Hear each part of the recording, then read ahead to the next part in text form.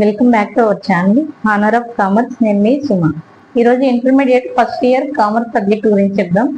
First మనకి ఏంటంటే problematic లో జర్నల్ ఎంట్రీస్ గురించి చెప్దాం. అయితే ఆల్రెడీ మనం ఏంటంటే జర్నల్ ఎంట్రీస్ యొక్క ఇంట్రడక్షన్, మీనింగ్, అలాగే ప్రాబ్లమ్స్ ఏ విధంగా చేయాలి అనేసి ఫార్మాట్, కొన్ని సమ్స్ అనేవి ఇవ్వడం జరిగింది. కావాలి అంటే ఒకసారి ఆ వీడియో అనేది చూడండి. ఇప్పుడు కంటిన్యూషన్ ప్రాబ్లమ్స్ అనేవి చెప్పుకున్నాం. జర్నల్ ఎంట్రీ టాపిక్ 3 అనేది మనం చూస్తే ప్రాబ్లం అనేది ఇచ్చాం. ఆ ప్రాబ్లం ఏంటనేది ఒకసారి చదువుదాం. Mister Anil started business with cash ₹75,000 on 1 January 2014. ఇక్కడ మనం ఏంటంటే అనిల్ సంబంధించిన డీటెయిల్స్ అనేవి ఇవ్వడం జరిగింది. 75,000 క్యాష్ అనేది తీసుకొచ్చారు. ఎప్పుడు అంటే 1 January 2014 అనేది చెప్తున్నాం. కంటిన్యూషన్ చదువుదాం. The details of business transactions for the month of January as follows. అంటే జనవరి మంత్ కు సంబంధించిన డీటెయిల్స్ అనేవి క్రింది విధంగా ఉన్నాయని చెప్తున్నారు. అవి ఏంటి అనేది ఒకసారి చదువుదాం. 2014 January 2nd ఏముంది అంటే మనకి క్యాష్ సేల్స్ ఉంది. ఎంత ఉంది అంటే 10,000 ఉంది. కాబట్టి దీనికి ఎంట్రీ అనేది రాయాలి. నెక్స్ట్ మనకి January 5th purchases for cash ఎంత అంటే 12,000 అనేది చెప్తున్నారు. Next January 7th sold for the credit to Rahim ఎంత ఉంది అంటే మనకి అమౌంట్ 20,000 అనేది ఉంది.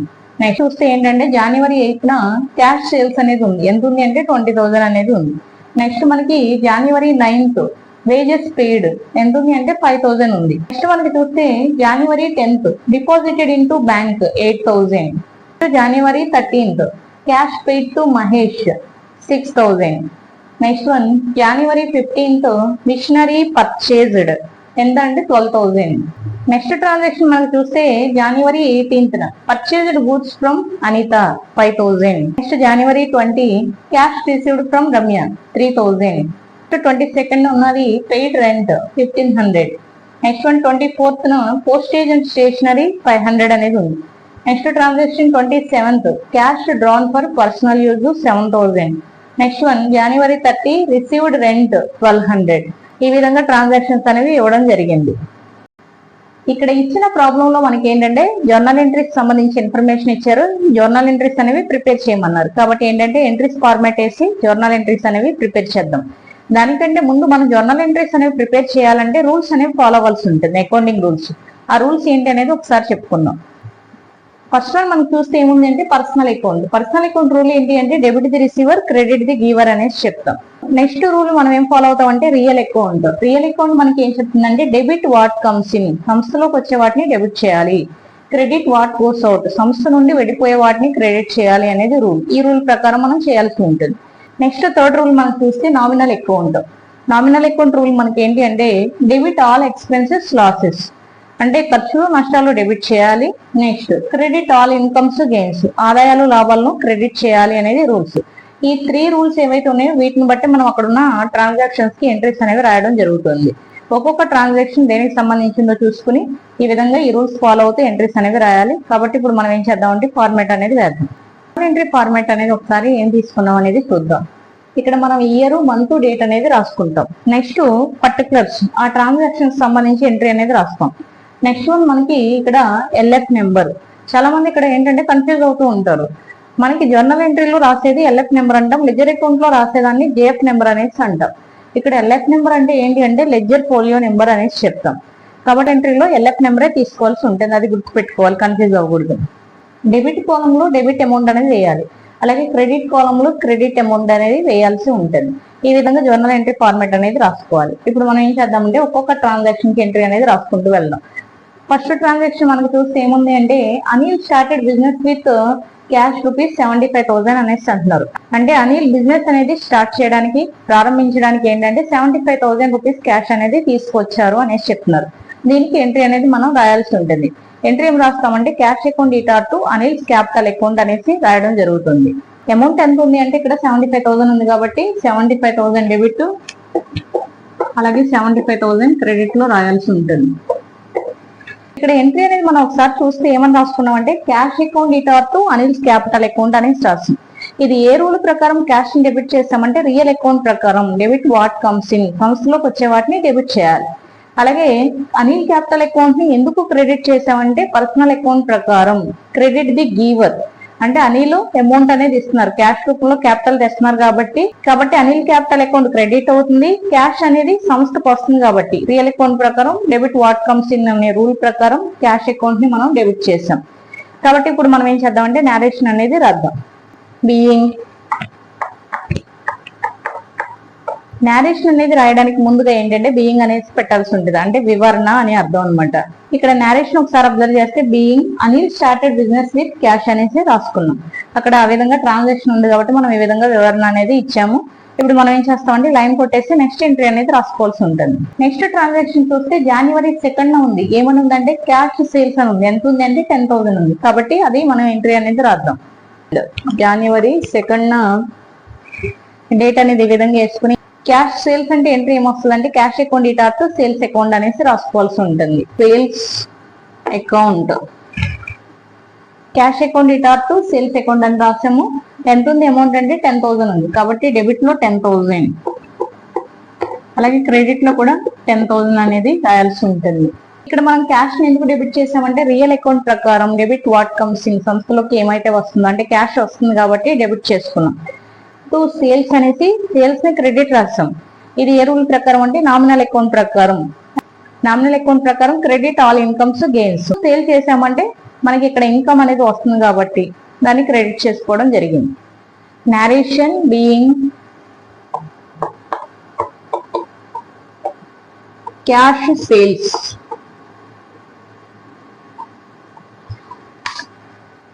క్యాష్ సేల్స్ అని ఈ విధంగా రాసుకోవాల్సి ఉంటుంది. సెకండ్ ట్రాన్సాక్షన్ కూడా ఎంట్రీ రాసాం. ఇప్పుడు నెక్స్ట్ ఏంటంటే 5th పర్చేజెస్ ఫర్ క్యాష్ అనేసి ఇవ్వడం జరిగింది.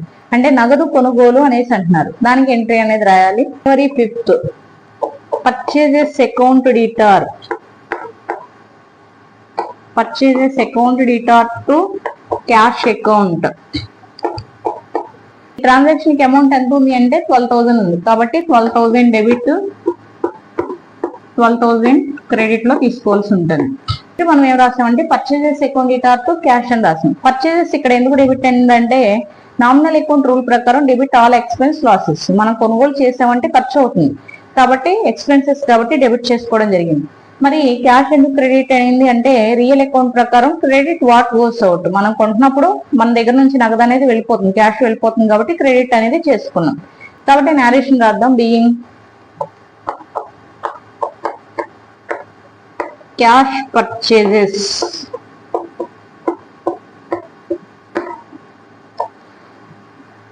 ఈ విధంగా సింపుల్ గా నేరేషన్ అనేది రాసుకోవచ్చు. నెక్స్ట్ ట్రాన్సాక్షన్ మనకి January 7th ఉంది. ఏమనుందంటే goods sold for credit to Rahim అనేసి ఉంది. ఎంత ఉంది అంటే అమౌంట్ 20,000 ఉంది. కాబట్టి ఇప్పుడు మనం దానికి ఎంట్రీ అనేది రాద్దాం. దీనికి మీనింగ్ మనం ఏం చెప్పొచ్చు అంటే అరువుకి రహీంకి అమ్మిన సరుకు అనేసి చెప్తున్నాం. దానికి ఇప్పుడు మనం ఎంట్రీ రాద్దాం. January 7th క్రెడిట్ సేల్స్ ఉన్నప్పుడు మనం ఏం చేస్తామంటే ఫస్ట్ పర్సన్ నేమ్ అనేది అక్కడ ఎవరికైతే అమ్మామో వాళ్ళ పేరు అనేది డెబిట్ చేయాల్సి ఉంటుంది. కాబట్టి Rahim account debtor to sales account.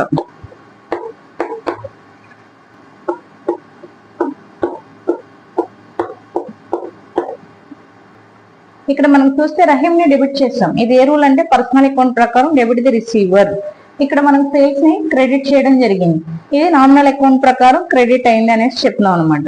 Narration being sold for Rahim on credit. ఈ విధంగా మనం January 7th ఎంట్రీ అనేది రాసుకోవడం జరిగింది.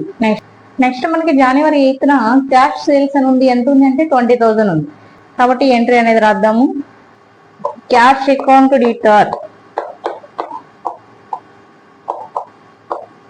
టు సేల్స్ అకౌంట్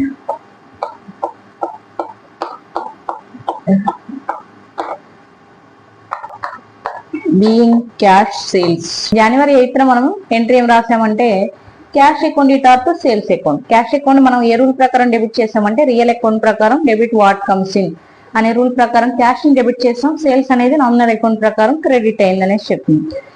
మనకి ఇక్కడ ప్లేస్ లేదు కాబట్టి బోర్డర్ అప్ చేసి రిమైనింగ్ ఉన్న ట్రాన్సాక్షన్స్ కి ఎంట్రీ అనేది రాద్దాం. నెక్స్ట్ కంటిన్యూషన్ చూస్తే మనకి ఏముందంటే January 9th వేజెస్ పేడ్ అనేసి ఉంది 5,000. వేజెస్ పేడ్ అంటే చెల్లించిన వేతనాలు అనేసి చెప్తాం. దానికి ఎంట్రీ ఏం రాస్తామంటే wages account debtor to cash అని రాసుకుంటాం. Wages account debtor to cash అనే రాసుకోవడం జరిగింది. వేజెస్ ఎందుకు డెబిట్ చేసామంటే నామినల్ అకౌంట్ ప్రకారం ఎక్స్పెన్స్ కాబట్టి డెబిట్ చేయడం జరిగింది. క్యాష్ అనేది మనకి ఎందుకు క్రెడిట్ అయింది అంటే రియల్ అకౌంట్ ప్రకారం క్రెడిట్ చేయడం జరిగింది. 5000 డెబిట్ టు 5000 క్రెడిట్. ఇప్పుడు నేరేషన్ అనేది రాద్దాం. బీయింగ్ వేజెస్ పేడ్, చెల్లించిన వేతనాలు. జనవరి 10th మనకి ఏముందంటే డిపాజిటెడ్ ఇంటూ బ్యాంక్ అనేసి ఉంది. ఎంత ఉందంటే 8000 బ్యాంక్ లో డిపాజిట్ చేసిన నగదు అనేసి చెప్తాం. దీనికి ఎంట్రీ ఏం రాస్తాం అంటే bank account debtor to cash account. Date రాద్దాం January 10th. ఎంట్రీ మనకి bank account debtor, bank account debtor to cash account అనే విధంగా రాయాల్సి ఉంటుంది. డెబిట్ 8000, అలాగే క్రెడిట్ లో కూడా 8000. Narration being bank account debtor to cash అనేసి రాసుకోవడం జరిగింది. బ్యాంక్ ని ఇక్కడ పర్సనల్ అకౌంట్ రూల్ ప్రకారం డెబిట్ చేయడం జరిగింది. క్యాష్ అనేది రియల్ అకౌంట్ ప్రకారం క్రెడిట్ అనేది అవుతుంది. అంటే మనం ఏం చేస్తున్నాం అంటే బ్యాంక్ లో డిపాజిట్ చేస్తున్నాము అనేసి చెప్తున్నాం. క్యాష్ డిపాజిటెడ్ ఇంటూ బ్యాంక్ అనే విధంగా రాసుకుని లైన్ అనేది ఇచ్చుకోవాలి. నెక్స్ట్ January 13th మనకి next transaction paid to Mahesh అనేసి ఉంది. అంటే మహేష్ కు చెల్లించిన నగదు అనేసి చెప్తాం. ఎంత ఉందంటే 6000 ఉంది. దానికి ఎంట్రీ అనేది రాయాలి. మహేష్ అకౌంట్ డిటార్. ఎంట్రీ మనకు చూస్తే ఏం రాస్తామంటే Mahesh account debtor to cash, cash account. ఎంత ఉందంటే 6000 ఉంది. కాబట్టి డెబిట్ లో 6000, అలాగే క్రెడిట్ లో కూడా 6000 అనేది క్యాష్ పేడ్ టు మహేష్ రాసుకున్నాం. నెక్స్ట్ ట్రాన్సాక్షన్ మనకి ఏముందంటే 15th ఉంది. ఏముందంటే మిషనరీ పర్చేజ్డ్ 12,000, మిషనరీ కొనుగోలు అనేసి చెప్తాం. దానికి ఎంట్రీ రాయాలి. Machinery account debtor to cash. Asset అనేది పర్చేస్ చేసామంటే ఎసెట్ నేమ్ తోనే మనం ఇక్కడ ఎంట్రీ అనేది రాస్తాం. ఆల్రెడీ రూల్స్ చెప్పాము, అందుకని ఏంటంటే మనం సింపుల్ గా ఎక్స్ప్లెనేషన్ అనేది ఇస్తున్నాం. January 15th machinery account debtor, machinery account debtor to cash account రాయాలి. Machinery account debtor to cash account అనేసి రాసుకున్నాం. అమౌంట్ మనకి ఎంత ఉంది అంటే 12,000 debit, 12,000 credit. Narration being machinery purchased. Next transaction మనకి January 18th ఉంది. Purchased goods from Anita, Anita నుండి కొన్న సరుకు అనేసి చెప్తున్నాం. దానికి ఎంట్రీ అనేది రాయాలి. ఇక్కడ పర్చేజ్డ్ గుడ్స్ ఫ్రమ్ అనిత అంటే క్రెడిట్ ట్రాన్సాక్షన్. అక్కడ క్యాష్ అని ఉంటే కనుక అనిత పేరు రాయము. అక్కడ క్రెడిట్ ట్రాన్సాక్షన్ కాబట్టి అనిత పేరు అనేది రాయాలి. January 18th purchases, purchases account debtor, purchases account debtor to Anita account, to Anita account. ఈ విధంగా రాసుకోవాలి. పర్చేజెస్ ఎందుకు డెబిట్ అయిందంటే నామినల్ అకౌంట్ రూల్ ప్రకారం ఎక్స్పెన్స్ కాబట్టి డెబిట్ అయింది. అనితాని క్రెడిట్ లో ఎందుకు తీసుకున్నాం అంటే పర్సనల్ అకౌంట్ ప్రకారం క్రెడిట్ అనేది చేయడం జరిగింది, గివర్ కాబట్టి. 5000 డెబిట్, 5000 క్రెడిట్. నరేషన్ రాద్దాం. Goods purchased from Anita, Anita నుండి కొన్న సరుకు. Goods purchased from Anita. Next transaction మనకి January 20 ఏముందంటే cash received from Ramya, Ramya నుండి వచ్చిన నగదు. దీనికి ఎంట్రీ ఏం రాస్తాం అంటే cash account debtor to Ramya account అనేసి రాస్తాం. January 20 cash account debtor, cash account debtor to Ramya account. Cash account debtor to Ramya account అనేసి అమౌంట్ ఎంత ఉంది అంటే 3000 ఉంది. కాబట్టి 3000 debit, 3000 credit. Narration being cash received from Ramya, cash received from Ramya. ఈ విధంగా మనం ఎంట్రీస్ అనేవి రాసాం. ఇంకా మనకి కొన్ని ట్రాన్సాక్షన్స్ ఉన్నాయి, బోర్డర్ అప్ చేసి మిగిలినవి కూడా రాసుకున్నాం. నెక్స్ట్ కంటిన్యూషన్ చూస్తే January 22 ఏమని ఉందంటే పెయిడ్ రెంట్ అని ఉంది. అంటే చెల్లించిన అద్దె అనేసి చెప్తారు. అంటే మనకి 1500 ఉంది. దీనికి ఎంట్రీ అనేది రాద్దాం. Rent account debtor to cash account, 1500 1500. ఇక్కడ మనం ఎంట్రీ ఏం రాసామంటే రెంట్ అకౌంట్ టు క్యాష్. రెండోది మనం ఎందుకు డెబిట్ చేసామంటే నామినల్ అకౌంట్ రూల్ ప్రకారం డెబిట్ ఆల్ ఎక్స్పెండిచర్ కాబట్టి డెబిట్ చేసుకున్నాం. మరి క్యాష్ ఎందుకు క్రెడిట్ చేసామంటే రియల్ అకౌంట్ ప్రకారం క్యాష్ అనేది వాట్ గోస్ అవుట్ ఆ రూల్ ప్రకారం క్రెడిట్ చేయడం జరిగింది. నేరేషన్ మనం ఏం తీసుకున్నాం అంటే రెంట్ పేడ్ అనేసి తీసుకోవడం జరిగింది. నెక్స్ట్ ట్రాన్సాక్షన్ మనం చూస్తే 24th పోస్టేజ్ అండ్ స్టేషనరీ అనేసి ఇవ్వడం జరిగింది. దీనికి ఎంట్రీ అనేది రాయాలి. Postage and stationery account to cash అనేసి అంటాం, అంటే ఎక్స్పెండిచర్ అనమాట. Postage and stationery account to cash account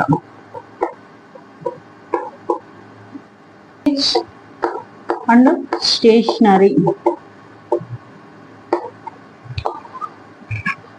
దీనికి ఎంట్రీ ఏం రాస్తామంటే postage and stationery account to cash అనేసి రాసుకున్నాం. ఎక్స్పెండిచర్ కాబట్టి పోస్టేజ్ అండ్ స్టేషనరీని డెబిట్ చేస్తాం. క్యాష్ అనేది కలిపింది కాబట్టి రియల్ అకౌంట్ ప్రకారం క్రెడిట్ చేయడం జరిగింది. నేరేషన్ మనం చూస్తే పోస్టేజ్ అండ్ స్టేషనరీ పేడ్ అనేసి రాసుకోవడం జరిగింది. నెక్స్ట్ ట్రాన్సాక్షన్ మనం చూస్తే 27th cash drawn for personal use అనేసి చెప్తున్నాం, అంటే సొంత అవసరాలకి తీసుకున్న నగదు అనేసి చెప్తున్నాం. అంటే drawings account to cash January 27th drawings account debtor cash. Drawings account debtor personal account ప్రకారం డ్రాయింగ్స్ ని డెబిట్ చేసాము టు క్యాష్. రియల్ అకౌంట్ ప్రకారం క్యాష్ ని క్రెడిట్ చేయడం జరిగింది. Amount 1000 debit to 7000 credit. Narration being cash withdrawn for personal use. Withdrawn for personal use అనేసి చెప్తున్నాం, సొంత అవసరానికి తీసుకున్న నగదు అనేసి చెప్తున్నాం. నెక్స్ట్ ట్రాన్సాక్షన్ మనకి 30 January 30 ఎంత ఉంది అంటే రిసీవ్డ్ రెంట్. దీనికి ఎంట్రీ రాయాలి, అంటే వచ్చిన అద్దె అనేసి చెప్తున్నాం. Cash account debtor to rent received. ఇక్కడ ఎంట్రీ ఏం రాసామంటే cash account debtor to rent received account అనేసి రాసాం. క్యాష్ అనేది డెబిట్ అయింది రియల్ అకౌంట్ ప్రకారం, అలాగే రెంట్ రిసీవ్డ్ అనేది క్రెడిట్ అయింది. నామినల్ అకౌంట్ ప్రకారం ఆల్ ఇన్కమ్స్ గెయిన్స్ అనేవి క్రెడిట్ చేయాలి కాబట్టి క్రెడిట్ చేసాం. అమౌంట్ 1200 డెబిట్ 1200 క్రెడిట్ తీసుకున్నాం. నరేషన్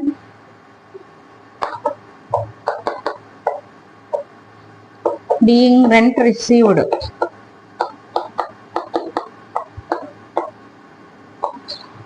నరేషన్ మనం ఏం రాస్తామంటే బీయింగ్ రెంట్ రిసీవ్డ్ వచ్చిన అద్దె అనేసి రాసుకున్నాం. ఈ విధంగా ఎంట్రీస్ అనేవి రాసుకోవడం జరిగింది. జర్నల్ ఎంట్రీస్ అని అడిగినప్పుడు మనం ఈ విధంగా ప్రాబ్లం అనేది చేస్తాం. దీనిలో ఇంకా మోడల్స్ ఉన్నాయి, మనం నెక్స్ట్ ఫర్దర్ క్లాసెస్ లో చెప్పుకుందాం. ఐ హోప్ మీకు వీడియో నచ్చింది అనుకుంటున్నాను. నచ్చితే లైక్ చేయండి, షేర్ చేయండి, సబ్స్క్రైబ్ చేయండి. మీ ఫ్రెండ్స్ కి షేర్ చేయడం ద్వారా ఈ ఇన్ఫర్మేషన్ ఇంకొంతమందికి యూజ్ అవ్వడానికి అవకాశం అనేది ఉంది.